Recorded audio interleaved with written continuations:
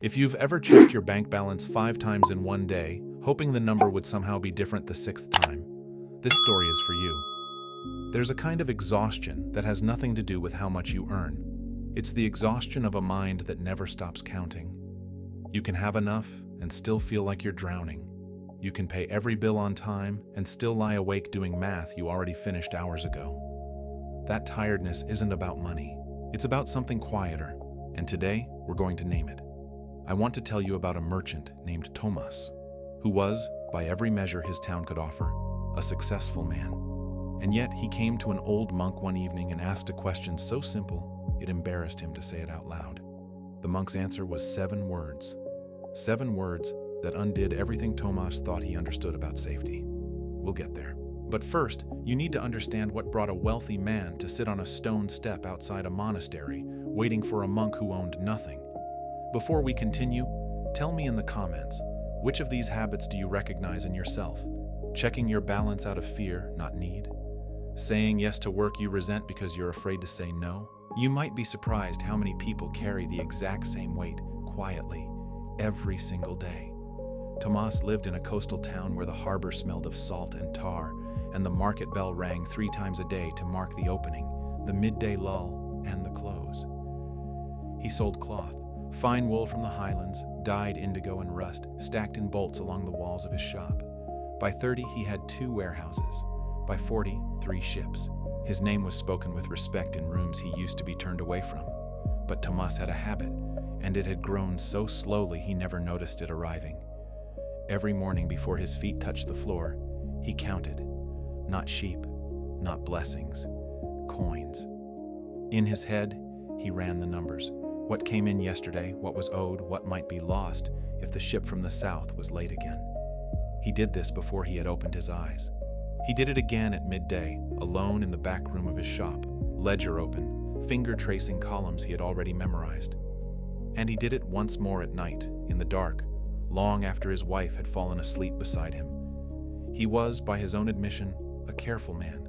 He never overspent. He never gambled.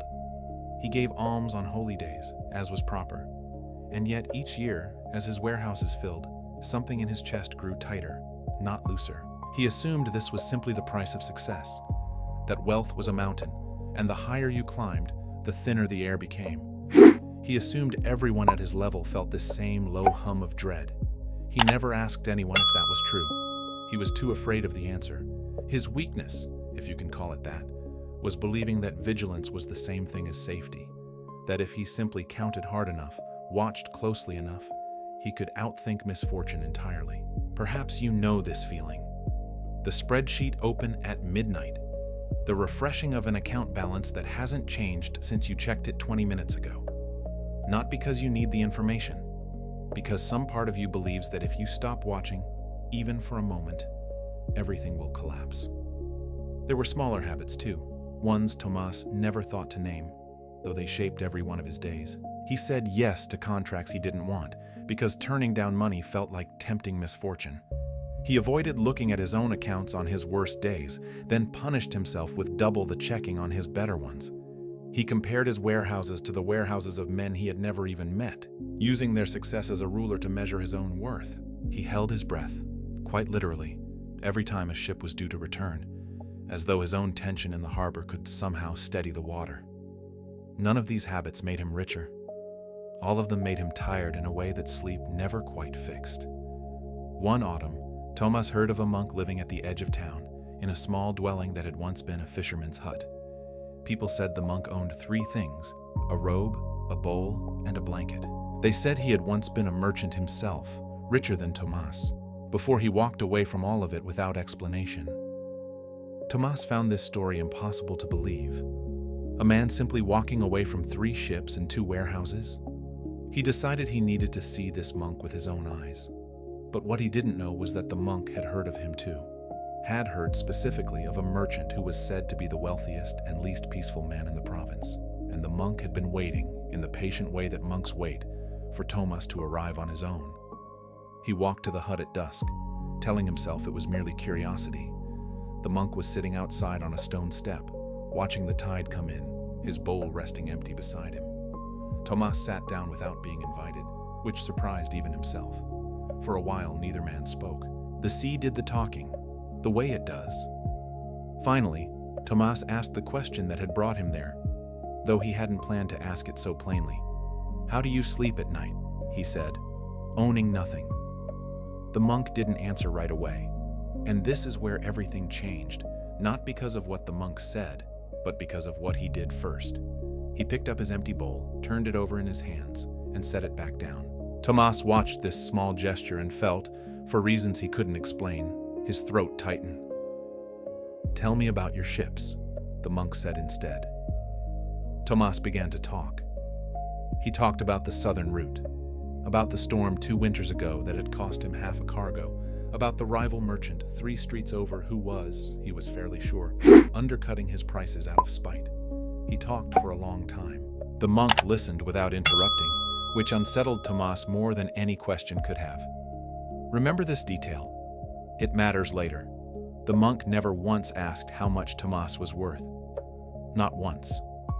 When Tomas finally ran out of words, the monk asked a different question. "When did you last feel that you had enough?" Tomas opened his mouth to answer and found nothing there. He searched for a moment. Last year, 5 years ago, the day he bought his first warehouse, and came up empty every time. There was no memory of enough. There was only ever more that was needed, more that might vanish, more that had to be watched. He realized, sitting on that step, that he could not remember a single morning in 15 years when he had woken up and felt, even briefly, safe. "I don't know," he finally admitted. "I'm not sure I ever have." The monk nodded slowly, as if this were the answer he'd expected all along. "That's not a wealth problem," he said. "That's a watching problem." Tomas didn't understand. He asked the monk to explain. Surely a man with 3 ships had more to lose than a man with a bowl and a blanket. Surely more possessions meant more reasonable fear. But this is where the tide fully came in, both outside the hut and inside Tomas's chest, and he began to understand that he had spent 15 years mistaking control for peace and had never once questioned whether the two were even related. Tomas tried for a moment to argue with the monk's logic. "Surely," he said, "a man with 3 ships had more reason to worry than a man with a bowl and a blanket. Surely the size of what you stand to lose determines the size of the fear you're allowed to carry." But even as he said it, he heard how thin the argument sounded out loud, on that quiet step, with the tide still coming in regardless of anyone's ledger. The monk let the silence sit for a while before he spoke again. "Tell me," he said, "does the counting ever bring your ship home faster? Does it ever calm the storm, or soften the wood, or change a single plank of the hull?" Tomas admitted that it did not. "Then what?" the monk asked. "Do you imagine it's actually doing?" And this is where everything changed a second time, more quietly than the first. Tomas realized he had never once asked himself that question. He had simply assumed that counting was a form of care, the same way a father paces outside a sick room door. Not because pacing heals anyone, but because standing still feels unbearable. He began to understand that his midnight ledger wasn't protecting his ships at all. It was only a place to put a fear that had nowhere else to go. He asked the monk directly, then, the question he had been circling since he sat down. "What is it that you actually do to feel safe, owning nothing?" The monk was quiet for a long moment. Then he said it. 7 words, spoken the way you'd tell someone the time. "I stopped counting what I can't keep." Tomas sat with that. The waves kept coming in, unbothered, the way they had before he arrived and would after he left. He thought about his ledger, waiting for him at home, its columns memorized down to the coin. He thought about the fact that no amount of counting had ever once stopped a storm from taking a ship, or a rival from undercutting a price, or a body from eventually growing old and letting go of everything it had gathered. The monk continued more gently now. "You think counting keeps you safe. It doesn't. It only keeps you awake. Nothing you own was ever guaranteed to stay. Not your ships, not your warehouses, not this body you're sitting in right now. The counting doesn't protect the ships. It only steals the nights. That merchant is you, every time you open your banking app hoping the number will finally make you feel safe, and it doesn't, because the number was never the thing you were actually afraid of losing. You are you, Every time you say yes to a task you resent because turning it down feels like inviting scarcity through the front door. You are Tomas every time you check something you already checked, not for information, but for reassurance that will not actually arrive through that screen. You are Tomas when you compare your savings to a stranger's, when you hold your breath waiting for a payment to clear, when you lie awake running numbers you already know by heart, as though repetition itself were a form of protection. This is the single idea worth carrying out of this story. Peace is stolen not by having too little, and not even by having too much, but by attachment. By the belief that if you grip something tightly enough, watch it closely enough, you can make it permanently yours. Money was never built to hold still. Neither was health or youth or any single circumstance of your life. The tighter the grip, the louder the fear, because some part of you always knows, underneath, that grip was never actually holding anything in place. Let this land before we move to what you do with it. You are not undisciplined for feeling anxious about money. You are not weak for checking your balance out of fear. You have simply, like Tomas, mistaken watching for safety. And watching, on its own, has never once kept a single coin from leaving. So what do you actually do with this? Not someday, tonight. First, choose one account, one bill, one number that you check compulsively, not out of necessity, but out of habit, and check it only once today at a set time. Notice what rises in you in the hours you don't check it. That discomfort is not danger. It is simply the muscle of vigilance, unused for a few hours, complaining. Let it complain. It will settle. Second, before you sleep tonight, write down 3 things money cannot buy that you already own. Not things you hope to have. Things you already hold. A friendship, a working pair of hands, a night's sleep in a bed that is yours. This isn't a gratitude exercise for its own sake. It is proof, in your own handwriting, that your peace has never actually depended entirely on the number in your account.